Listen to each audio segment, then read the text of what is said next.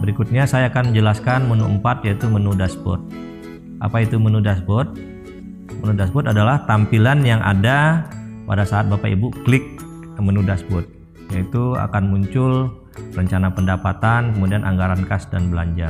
Itulah yang dimaksud dengan menu dashboard. Jadi caranya mudah, tinggal diklik saja. Nah, itulah yang disebut dengan menu dashboard. Cara menggunakan menu dashboard untuk admin tingkat kabupaten kota. Klik dashboard. Pengguna akan melihat informasi rencana pendapatan dan infografis anggaran kas belanja. Pada tingkat kabupaten kota, tampilan ini merupakan rekap keseluruhan rencana pendapatan kabupaten kota dan rekap keseluruhan anggaran kas belanja di tingkat kabupaten kota.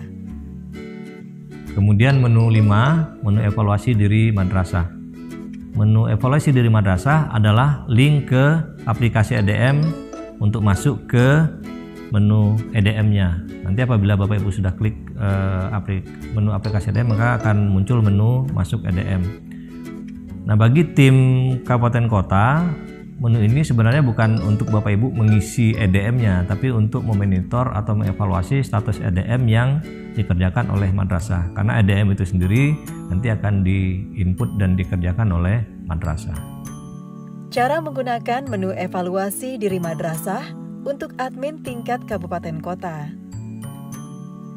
Klik menu evaluasi diri madrasah.